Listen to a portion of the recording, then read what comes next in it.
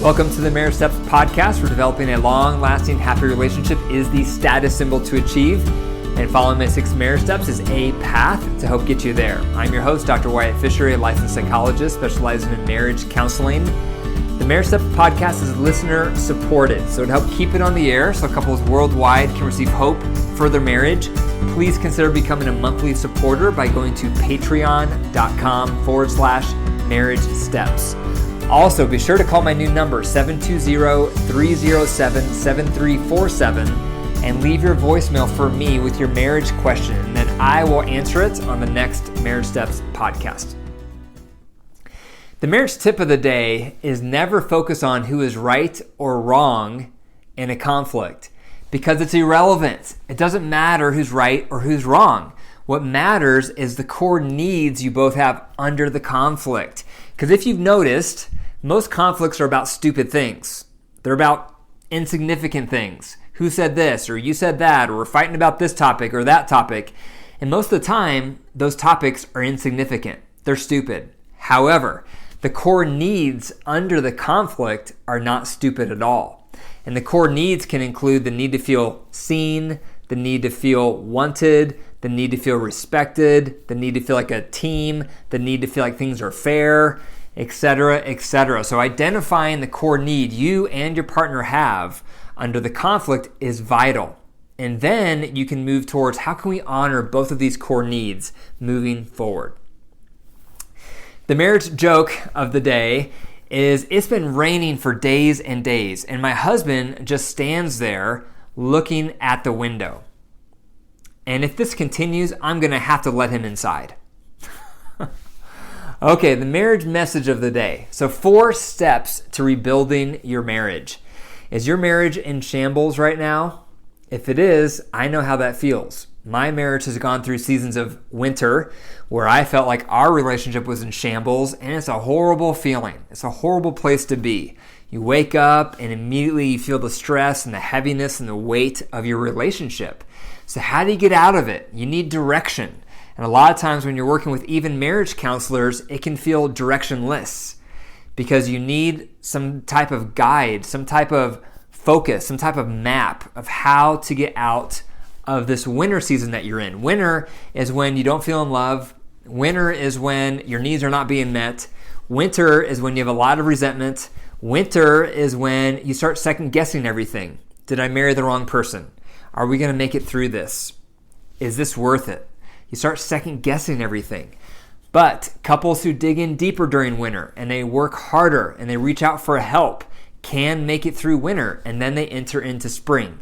And spring is when the weather warms up, the birds start to chirp, the fragrance in the air comes back, the warmth comes back. That's when you start falling back in love.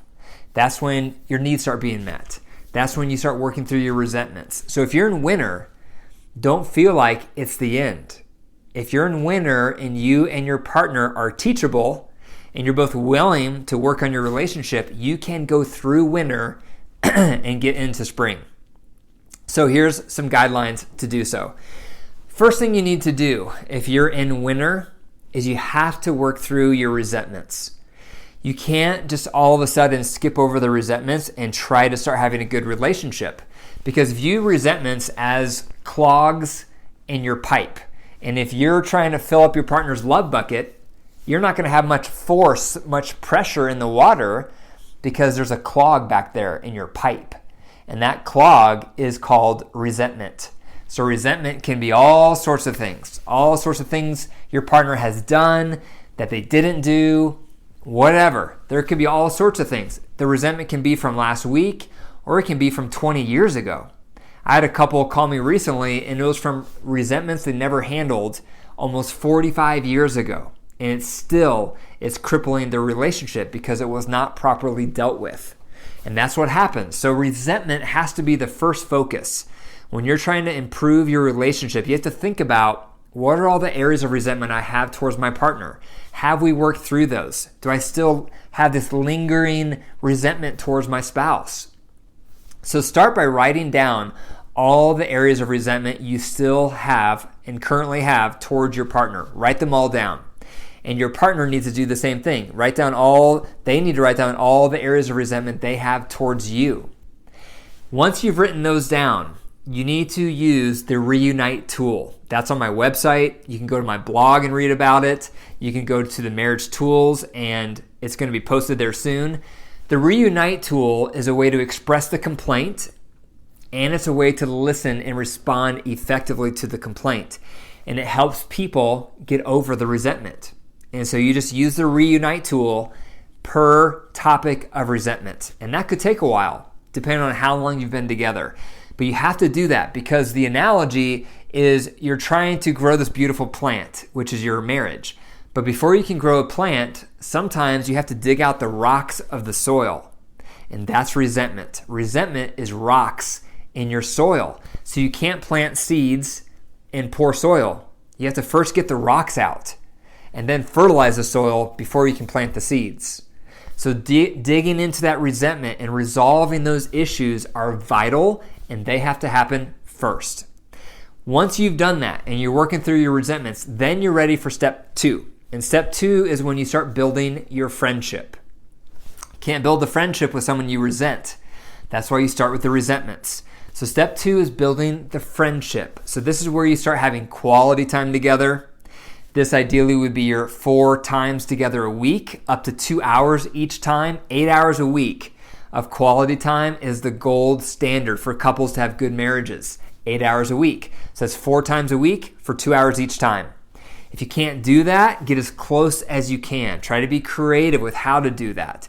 During that time is when you want to do something recreational together. You want to be providing affection. You want to be doing some head-heart check where you're cultivating emotional intimacy. The head is what did you do today? The heart is how you felt and why. So that's where you share your emotions, mad, sad, glad, or fear. You don't talk about negative emotions with the marriage. You talk about outside issues to keep it neutral. But this is the friendship time. This is where you increase your time together. This is where you increase your fun together. That's not going to happen by accident. Not in this day and age, especially during COVID, with your kids are probably at home. You're probably busy with work. You're maintaining a house.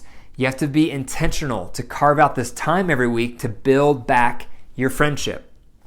Once you start building back your friendship, then we're ready for number 3. Number 3 is sensual activity. And sensual activity can be a variety of things. It can be cuddling together. It can be taking a shower or a bath together with your bathing suits on. And I'll say why in a second. Or it can be a sensual massage with your underwear on. So sensual activity is not going to happen if you don't feel like you're friends with your partner first. You're not going to want to shower with someone you're not even friends with. So that's why these are going in order. So the sensual activity is very important because we don't have that kind of connection with our partner. Normally we skip sensual activity. We skip the showering together, the bathing together. We skip the sensual massages. We skip the cuddling. But that provides a special layer of connection. Sensual activity. During the sensual activity, you want to have a giver and a receiver. So the giver is just focused on giving you pleasure. The receiver just sits back and enjoys. And the receiver has to communicate what feels good, what doesn't feel good, what would feel better. You can communicate it by saying or nice. You have some options, but you have to learn to communicate how things feel so your partner knows where to touch you and how to touch you. One option for this is if you're doing a massage, you can use coconut oil, maximize your 5 senses during these experiences. The reason I say keep your bathing suits on is because this is not sexual time. And if you're naked, the low libido partner is going to feel pressure that it better turn sexual, and the high libido partner is going to feel frustrated if it doesn't.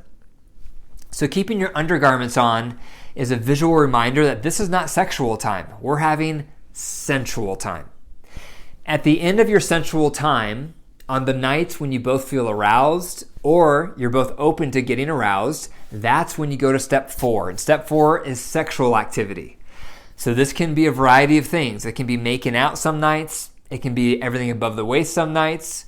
Other nights it can be everything below the waist, manually or orally, whatever you feel comfortable with. Other nights it can be everything, including intercourse. So on these nights or on these days when you're having sexual activity, it defers to the lower libido partner so that we're bringing back voice and choice. Because the last thing we want is obligation sex, because both partners lose out when it's obligation sex. And that's what a lot of marriages fall into. So if you bring back voice and choice and options, then you're both fully present, and some kind of sexual activity is going to happen more often. Because a lot of low libido partners, they feel like it's either intercourse or nothing. And a lot of times they don't feel up to intercourse, so they choose nothing. So if you have choices and options, it brings back more frequency and more presence. So those are the 4 steps to rebuild your marriage. Number 1, you have to work through the resentments. The Reunite tool is designed to do that. So be sure to check that out on my website. The second thing after that is start building your friendship. This is where you need to start having your 4 mini dates a week. That's also a blog post on my website. Make sure you check that out on marriage and dating. That's the post on that. After friendship is being built, then you want to start building sensual activity. That's number 3. And this goes into the wedding cake model. That's also on my website under the tools and under the blog. Sensual activity is a special connection that couples don't normally do. Once you're doing sensual activity for a while and you're getting comfortable with that, then you can bring it up to number 4, which is sexual activity, where you bring back voice and choice so you're both having a pleasurable experience. Thank you for listening to the Marriage Steps podcast. If you enjoyed the episode today, be sure to click the 5 stars, leave a review, and be sure to tell your friends and family about the podcast. The more reviews I get, the higher the podcast appears on search results so more people can find it.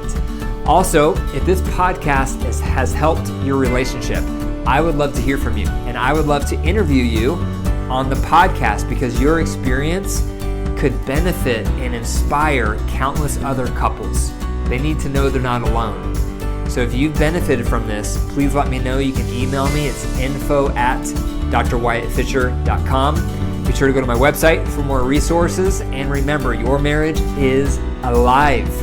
So if you care for it and nurture it, it will grow. But if you deprive it and neglect it, it will die. The choice is up to you. Take care.